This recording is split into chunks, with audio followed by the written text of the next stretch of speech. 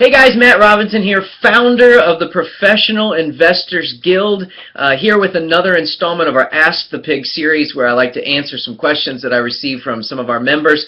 Got a question from Eric that I'm going to answer in just a moment, but before I do, for those of you who are watching this on YouTube, don't know anything about us and would like to learn more, you can certainly do that by going to our website, professionalinvestorsguild.com, and if you just look on the right side of the screen, just down a little ways, you'll see where you can enter your name and email address, and we'll send you a couple of free gifts. One is my guerrilla marketing session on how to find motivated sellers, and the second one is a free report on the top 10 foreclosure mistakes and how to avoid them. And of course, then we'll have your email address and we keep you up to date with new blog posts and seminars and workshops and things that we'll be doing from time to time. But anyway, my question from Eric is, he was asking me whether or not I have flipped HUD foreclosures and if they allow assignments. And so the question I've already answered Eric by email, but I wanted to answer his question here publicly so y'all could learn from it as well. But basically, no banks, no foreclosures will allow assignments, none that I know of. Now, I have heard of some folks who have said that if you get right down to it and you just make a non-assignable contract and like the day before closing you call them up and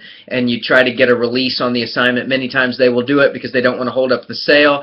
I've not gone through that. I don't know if that's true or not. But what you can do, even though you can't do an assignment, is you can do a double closing. Now, in some cases, you'll have the numbers and the ability to do that. Sometimes you won't, because when you do a double closing, you are going to have twice the closing cost. So you do have to have a little bit of a larger spread. But basically, a double closing, for those of you who aren't familiar with it, I know many of you are, is that basically you're going to purchase the house. So you have like an A-B sale and a B-C sale, which became very popular with a lot of the short sale flipping. But basically, you will line up a buyer for the property before you purchase it, and you'll go and close on the same day. And so I just did one this last Friday in which I purchased it, AB, which is the AB side of the sale, and turned around and resold it about 5 minutes later and made the difference or the spread in there, which was my profit margin. So that you can do all day long. The only issue with that is because it's not an assignment, you actually have to fund the entire transaction on the AB side up front. You used to be able to do a double closing in which you use the end buyer's money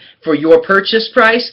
Can't do that anymore. They nixed that when the market crashed and they started getting real skittish about what they considered fraud and all that kind of stuff. So you have to actually fund it separately by yourself. Now, don't let that discourage you if you don't have money, because there is tons of people called transactional funders. If you just want to Google the term transactional funding, you'll find plenty of people who will loan you the money for you to be able to fund that AB transaction so then you could turn around and sell it to whoever you're able to flip it to. Now, that doesn't always work because, as you know, sometimes with these flips, especially with foreclosures, you're not able to get them as dirt cheap as you can in other situations because the bank is a little bit, they're on the open market, there's a little bit more competition. And so if you're working with very small spreads, $2,000, $3,000, $4,000, that would make for a good assignment fee, but many times your money's going to get eaten up with closing costs and it won't make it worthwhile to do a double closing, which is why I try to avoid that, because you see the situation is when you're flipping foreclosures or bank-owned properties or REO or HUD foreclosures, your biggest issue is not necessarily whether or not it's allowed to be assigned, because you can, like I said, do a double closing. Your biggest issue there is that most of the time when you're dealing with these REOs is you're dealing with a realtor. And realtors, I don't have any problem with realtors. I was an active realtor for 10 years. I still hold my license. But when you're dealing with a listing agent on a foreclosure or even with a buyer's agent, they see people in a very cookie-cutter way. And they really don't want to deal with flippers. They don't want to deal with somebody who they think has to then wait for somebody else to buy it before they can close. They want cookie-cutter, buy the book, you got cash, proof of funds, ready to go. That's the kind of buyers they're looking for. So you start coming in there and start saying you're doing this, you're trying to flip it, you're going to wholesale it, they get a little skittish and they're going to avoid you. That's the biggest issue. Not only that, but they're going to require earnest money deposits. So if you're making 20 offers, many of you can't put 20 earnest money deposits out there of $500 to $1,000. Additionally, they want to see a proof of funds, and so they're going to want to see that you have money in the bank or that you have a proof of funds letter or some kind of way that you're funding the deal. So because they're going to look at the deal more closely and more meticulously, a lot of times those of you who are beginners, who don't have the money, who don't have the proof of funds, who don't have the earnest money deposit, are going to find a hard time being able to flip these properties. That is why we always encourage encourage you to not go after those properties on the open market, those REOs, those bank foreclosures. You really want to be marketing and finding those properties that are off the radar where you're dealing with a private seller, because many times when you're dealing with a private motivated seller, they're not exceptionally savvy when it comes to real estate. So they're not going to ask you. I can't tell you the last time I put earnest money deposit down. Most motivated sellers could care less about it. So, you're not going to have to worry about earnest money deposit. They're probably not going to ask you for a bank letter or proof of funds. They're not going to, run you over the coals. They're not going to make sure that your inspection period is, 7 days or less or whatever. You're able to dictate the terms a little easier. And that gives you an opportunity, a higher success rate, if you will, to be able to wholesale or double close or flip those properties.